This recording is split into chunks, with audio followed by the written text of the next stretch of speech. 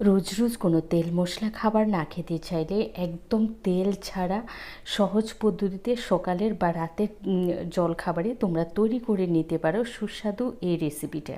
কিভাবে তৈরি করেছি ছোট্ট একটা ভিডিও, শুরু থেকে শেষ পর্যন্ত আমার সাথেই থাকো। আর যারা চ্যানেলে নতুন আছো চ্যানেলটা সাবস্ক্রাইব করে পাশে থাকা বেল আইকনে ক্লিক করে দিও, তাহলে যখনই নতুন নতুন ভিডিও আপলোড দেবো সবার আগে পৌঁছে যাবে তোমাদের কাছে। তো এখানে নিয়েছি আমি আটা, এখানে আমি 6টা পরোটা তৈরি করব সেই হিসেবেই কিন্তু নিয়েছি। তারপরে দিয়েছি নুন, আর এখানে আমি ঘরের যে নর্মাল জলটা থাকে ঠিক সেই জল দিয়েই ভালো করে মেখে একটা সফট ডো তৈরি করে নেব। ডোটা কিন্তু একটু নরম রাখবে। এভাবে ডোটা তৈরি করে নেওয়ার পর আমি 5 মিনিটের জন্য কিন্তু রেস্টে রেখে দেব। এবার যেহেতু ডিম পরোটা তৈরি করব, এখানে ডিমের একটা মিশ্রণ তৈরি করতে হবে। তার জন্য এখানে নিয়েছি আমি 2টো ডিম। এবার পরিমাণ মতো দিয়েছি লঙ্কা কুচি। ঝাল যদি তোমরা বেশি খাও সেক্ষেত্রে তোমরা আরও লঙ্কা দিতে পারো। তারপরে দিয়েছি পেঁয়াজ কুচি আর টমেটো কুচি। এবার দিয়ে দেব স্বাদ অনুযায়ী নুন, আর দিয়ে দেব ধনেপাতা কুচি। এই সমস্ত উপকরণগুলোকে একসাথে ভালো করে মিশিয়ে নেব।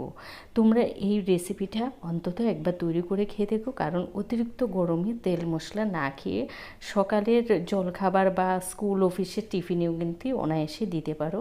ভীষণ মজাদার একটা রেসিপি। তো দেখো সমস্ত উপকরণগুলোকে আমি ভালো করে মিশিয়ে একপাশে রেখে দিয়েছি।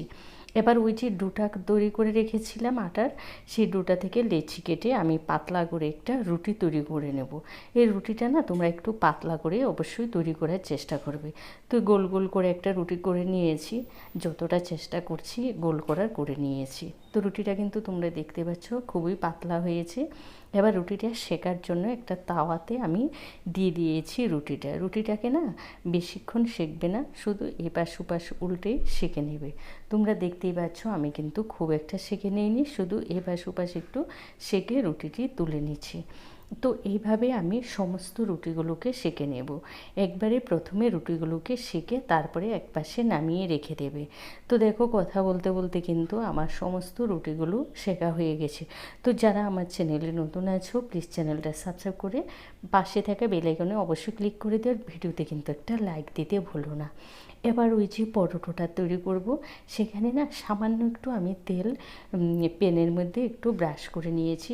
প্রথমবার একবার ব্রাশ করলেই কিন্তু হবে, আর কিন্তু একবারের জন্য দিতে হবে না, যাতে ডিমটা নিচে লেগে না যায় সেই জন্য।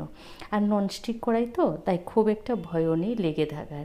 তাও রিস্ক না নিয়ে একটু নিচে একটু তেলটা ব্রাশ করে দিলাম। এবার ওই যে ডিমের গুঁড়াটা তৈরি করে রেখেছি সেই গুঁড়াটার মধ্যে তৈরি করা রুটিটাকে একটু এপাশ ওপাশ ডুবিয়ে তারপরে তাওয়ায় দিয়ে উপরে আবার ওই যে মশলাগুলো আছে সেই মশলাগুলোকে একটু দিয়ে তারপরে এপাশ ওপাশ করে ভেজে নেব। খুব একটা কিন্তু সময় লাগে না, একদম অল্প সময়ে কিন্তু এই পরোটাগুলো তৈরি হয়ে যায়।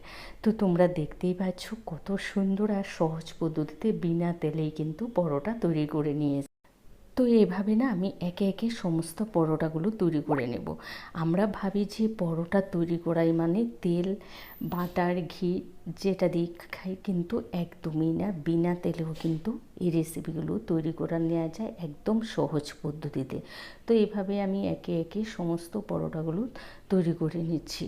তোমরা কিন্তু অবশ্যই যে এইভাবে বিনা তেলে তৈরি করে খেয়ে দেখতে পারো, ভীষণ মজাদার একটা রেসিপি। আর স্কুল অফিস টিফিনও কিন্তু তোমরা অনায়াসে দিয়ে দিতে পারবে, একদম সহজভাবেই কিন্তু তৈরি করে নেওয়া যায়।